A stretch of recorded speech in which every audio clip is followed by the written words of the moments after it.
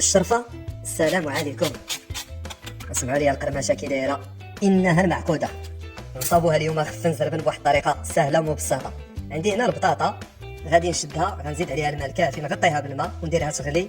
النار ما تكونش مجهده، موين متوسطه. غنشد دابا نصاوبو لاباراي اللي غادي تمشي مع هذه المعقوده هذه. عندي هنا طحين، فرينه، ندير واحد تقريبا 2 ديال الكيسان هكذا كما تلاحظون، وغادي نزيد الملحه والخميره.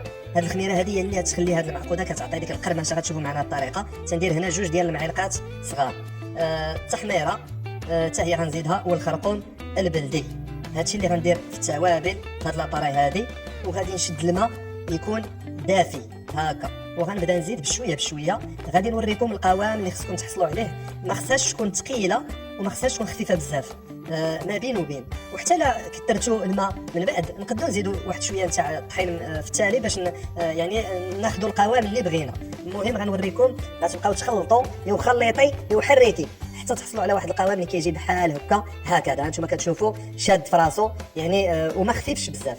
البطيطه فاش طيب غادي نصفيوها وغادي نخليوها ترتاح واحد شي شويه هكا، ما طيبوهاش بزاف. حتى لا حسيتوا بها هكا طابت صافي طفيو عليها الغاز وخليوها غير في الماء سخون تكمل طيابها. هنا صفيتها وخليتها ترتاح شويه. من بعد غادي نقشرها، نحيد لها القشره ديالها وغادي نمعسها، غادي نبزطها هكذا باش ما كان فرشيطه اللي كان مهم تمعس مزيان. ودابا غادي نعطيوها التوابل ديالها. هاد البطيطه هذه عندي هنا الملحه وعندي الابزار، تقريبا واحد نص معلقه صغيره. بالنسبه للتوابل التحميره كذلك غنزيد واحد شويه، والكمون راه كتبغي الكمون تقدروا ديروا واحد شي شويه زايد كيعطيها المذاق ممتاز. الكمون، الخرقوم البلدي حتى هو تنزيدوه. والثومه تقدروا تقطعوها هكا مرفيات صغار، تقدروا تحكوها، راه كتجي ممتازه. والقزبر والمعدنوس عطيوها الربيع مزيان. والحاجه المهمه وهي الحراره. انا هنا درت الهريسه، تقدروا تزيدوا السودانيه ولا الحار اللي كان متوفر عندكم باش كتجي غول في هاد لاباري هذه. خصها تكون حاره شويه، كتعطيها البنه مع ديك القرمشه، كتجي فريمون رائعه. راه المعقوده راه ما كاينش اللي ما تعرفهاش يعني. كاسكروط اقتصادي ديال الطلبه وديال ولاد الشعب، تيكون رخيص. البنه والقرمشه كتمشي مع الحرور مع واحد لاصوص طوماط، يعني اكله يعني لذيذه بزاف واقتصاديه. هذه راه غير البطاطا كنشدها كندير بها واحد الكريسات هكذا كما كتشوفوا معنا هنا. بالنسبه للمبتدئين، الا كانت هذه البطاطا هذه فيها لا كاليتي دغيا كترخى على حسب البطاطا اللي استعملتو، تقدروا تدخلوها شويه للفريغو باش تتبرد وكتقصح شويه وكتشد راسها، عاد اجيو طيبوها. الا كانت حسيتوا بها راه شاده راسها يعني ما كتهرش دغيا، تقدروا تدوزوا طيبوها في البلاصه. لاباراي ديالي خليتها تخمر لو طون، الوقت اللي صابت هاد لاباراي هادي راه دغيا كتخمر مع هذيك الخميره اللي زدنا فيها كما شفتوا. وكنشد هاد البطاطا وكنلوحها لداخل هكا.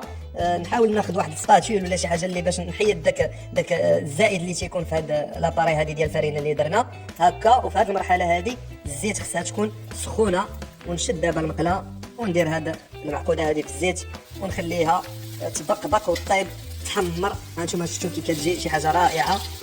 نخليها غير تحمر من الجهه الاولى ونقلبها الجهه الاخرى. وثيقوا بيا بهذه الطريقه هذه راه فريمون جات بنينه بزاف بهذه الطريقه اللي عطيتكم. جربوها وراه دغيا كتوجد، راه ماشي ما تطلبش مده كثيره يعني، راه تقريبا واحد ساعه المكانه.